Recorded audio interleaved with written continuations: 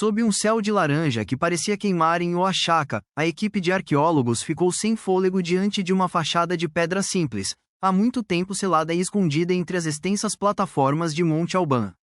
Não era uma descoberta comum. A porta do túmulo não tinha sinais de entrada por séculos, sussurrada pelo vento como uma guardiã silenciosa do passado. Quando o arqueólogo-chefe cuidadosamente removia as camadas de poeira e musgo, a atmosfera parecia ficar mais pesada. Uma antecipação quase palpável pairava no ar. A história parecia pesar sobre eles, carregada de uma aura sagrada que permanecia no silêncio ao redor. A entrada do túmulo tinha símbolos antigos zapotecas gravados, desbotados, mas ainda enigmáticos, como um aviso para os vivos de que o silêncio além daquela porta guardava segredos há muito esquecidos.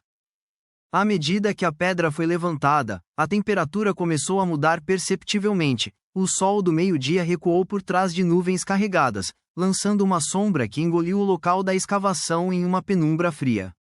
Um sentimento invisível preenchia o ar, carregado de expectativa.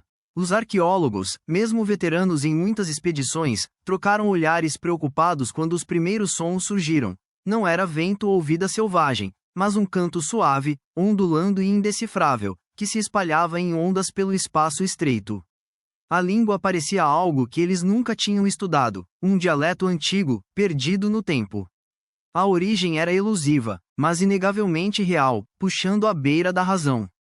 Alguns descreveram a voz como ao mesmo tempo triste e reverente, assombrosamente bonita, mas profundamente inquietante, como se a própria tumba estivesse respirando uma oração. Dentro da câmara, a equipe encontrou uma tigela ainda fumegante com um incenso rico e perfumado. A fumaça aromática se enrolava para cima, como se tivesse vida própria, preenchendo o espaço com um aroma floral forte, que era ao mesmo tempo intoxicante e sufocante. Embora não houvesse nenhuma chama visível, o calor das brasas transmitia uma sensação física que contrastava inquietantemente com o ar frio da montanha lá fora. Era como se o tempo tivesse se dobrado aqui dentro. O interior da tumba desafiava toda lógica, preservando vestígios de rituais há muito realizados. A adrenalina da Timmy se confundia com um medo inexplicável, enquanto sua postura científica ia se desfiando diante de uma força invisível, mas intensamente potente, que parecia proteger a sacralidade daquela última oração. Quando o suave cântico começou a soar no silêncio abaixo da terra, todo o grupo de escavação parou assustado. A voz era frágil, mas insistente, com um ritmo quase sagrado, que soava mais como uma prece do que uma ameaça. Mesmo sem moverem os lábios, o som vinha das sombras, como se a própria tumba falasse através de um véu de séculos. Alguns membros da equipe costumavam dizer que parecia uma súplica etérea, uma oração que nunca morre, reverberando pelo tempo. Os céticos pensavam que era só uma ilusão auditiva ou uma corrente de ar, mas a intensidade e a clareza deixaram claro para outros que era um fenômeno sobrenatural de verdade. Uma mistura de reverência e peso opressor tomou conta, como se aquele cântico fosse um feitiço de proteção ou um pedido desesperado deixado pelos antigos habitantes. O cheiro do incenso virou um fio invisível que ligava todos ali ao ritual antigo. Diferente de qualquer fragrância moderna, era ao mesmo tempo embriagante e assustadora, trazendo à tona memórias que ninguém poderia dizer que eram suas. Alguns da equipe começaram a sentir tontura repentina, visão turva e ondas de náusea. Um dos mais jovens assistentes, um estudante de linguística chamado Emílio, foi quem mais sofreu. Horas depois que a câmara foi aberta, Emílio começou a murmurar frases em uma língua que ninguém reconhecia. Seu tom carregava urgência e lamentação, e seus olhos ficaram vidrados, com uma clareza sobrenatural. Os colegas assustados viram enquanto sua voz subia e descia na chantagem misteriosa, convocando presenças invisíveis. A condição dele piorou, entrelaçando sua essência com a oração há muito esquecida daquele túmulo. Emílio, num momento de fraqueza, desenhou um símbolo no chão, um glifo diferente de qualquer encontrado nos arquivos ou códices zapotecas. Essa antiga marca pulsava com uma energia misteriosa sob a luz dos arqueólogos. Depois, especialistas descobriram que ele estava ligado a um segredo religioso, possivelmente uma escrita reservada para cerimônias sagradas ou rituais de sepultamento. Essa descoberta indicava que quem ocupava aquela tumba não era um nobre comum, mas um guardião de conhecimentos espirituais, cuja presença ainda permeava a câmara selada. O glifo virou uma chave, um código para entender o verdadeiro propósito da tumba, ou talvez um aviso. A pressão psicológica sobre a equipe aumentava, enquanto eles percebiam que um poder ancestral ainda vivia naquele cripta sagrada. A transformação de Emílio assustou a equipe completamente. Seu jeito mudou de um acadêmico interessado para alguém possuído por vozes vindas do túmulo. Ele começou a falar de forma estranha, alternando entre cânticos suaves e palavras fragmentadas que ninguém conseguia entender. Os profissionais mais experientes tentaram manter o comando, mas viam com desesperança enquanto seu colega se entregava a um estado alterado, com os olhos escuros e perdidos no infinito. Os dias seguintes, o hospital informou que ele não respondia, passando por ciclos entre murmúrios febris e silêncio total. Os psiquiatras estavam confusos. Nenhuma doença conhecida explicava aqueles sintomas. Em momentos de privacidade, Emílio sussurrava pedidos, como se estivesse preso entre dois mundos. A oração deve continuar. Não pode acabar. Parece que sua mente estava presa por um fio invisível ao ritual perfeito do túmulo. A equipe restante lutava para manter a fé na ciência enquanto o terror palpável infectava o local. A camaradagem vibrante de antes tinha se transformado em silêncio e olhares desconfiados. Muitos não conseguiam dormir, atormentados pelo canto etéreo que ecoava na cabeça deles.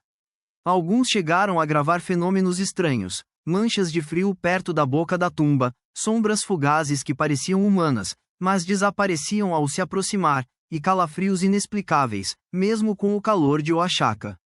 Essas manifestações foram deixando todos nervosos, levando a debates acalorados sobre se deveriam continuar a escavação. Guias locais sussurravam sobre antigas maldições que guardam essas terras sagradas, aconselhando respeito e cautela. Mas os arqueólogos estavam no meio de uma tempestade, presos entre o descrédito e experiências que não podiam negar. A tumba virou um ponto de tensão psicológica e medo espiritual. A linha entre o real e o sobrenatural desapareceu, enquanto os membros da equipe começaram a confessar que sentiam que estavam sendo observados, como se olhos invisíveis penetrassem suas almas. O simples ato de escavar se transformou em um ritual inconsciente, como se estivesse despertando o antigo guardião da tumba. A oração antiga, suspensa no tempo, exigia respeito ou uma retaliação. O medo crescia por baixo da superfície, deixando as pessoas inquietas não só no corpo, mas também na mente, forçando até os céticos mais duros a enfrentarem a possibilidade de que algumas orações nunca terminam de fato. Elas ecoam eternamente, ligando o passado ao presente numa dança frágil e assustadora. Depois de dias de estranheza crescente e do estado cada vez pior de Emílio, a equipe se reuniu sob um céu ensanguentado para uma decisão difícil. Todos concordaram. Era hora de selar a tumba para sempre. O ar ficou carregado de tristeza e uma pontinha de alívio. Recolocar a laje parecia fechar uma tampa frágil de uma caixa de Pandora que tremia bem debaixo dos nossos dedos. O processo foi feito com respeito, deixando as cinzas do incenso que sobraram queimarem até acabar. Então, colocaram uma pequena pedra, de forma rude, com inscrições em zapoteque e espanhol: "Não perturbe a última oração." Uma mensagem que parecia um pacto silencioso com a história, um reconhecimento de que alguns mistérios têm seus próprios limites sagrados, além do alcance do homem. O ato simbólico reverberou além do sítio de escavação.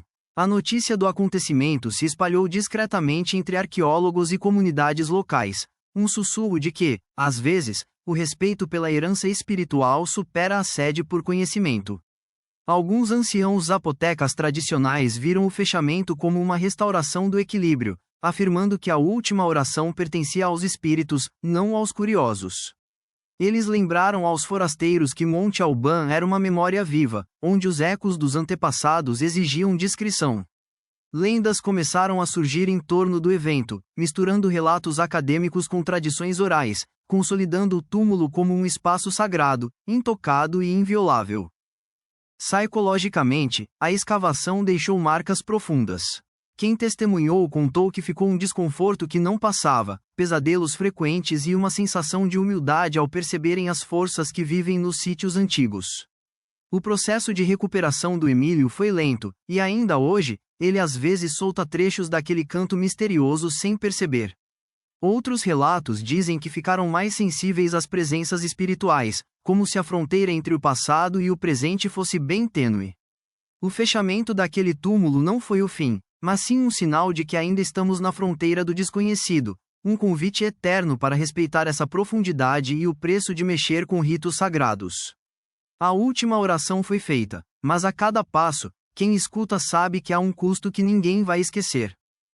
Até hoje, a tumba selada de Monte Alban permanece como um símbolo poderoso tanto para arqueólogos quanto para os entusiastas do paranormal, um verdadeiro testemunho da mistura entre história e mistério. Pesquisadores do sobrenatural costumam citar esse episódio como uma rara experiência em que fenômenos espirituais se entrelaçaram de forma tão palpável com estudos de campo rigorosos, desafiando as fronteiras entre ciência e o sobrenatural. A história da última oração trouxe uma nova reverência às práticas espirituais indígenas e às forças muitas vezes invisíveis que tumbas antigas podem esconder. Isso nos lembra que alguns rituais são feitos para transcender o tempo, conectando os vivos ao eterno em um pacto profundo e solene.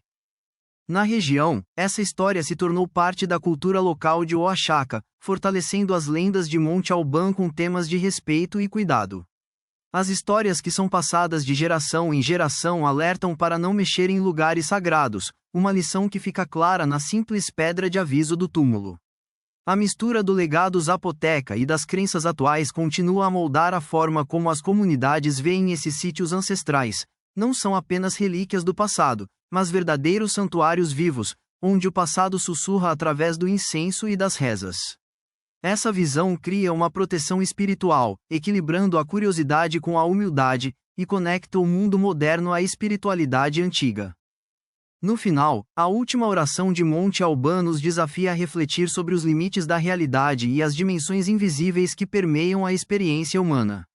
Ela nos convida a pensar na emoção de entrar em contato com o desconhecido, o medo, o respeito e a reverência despertados ao encontrar uma presença espiritual que parece eterna.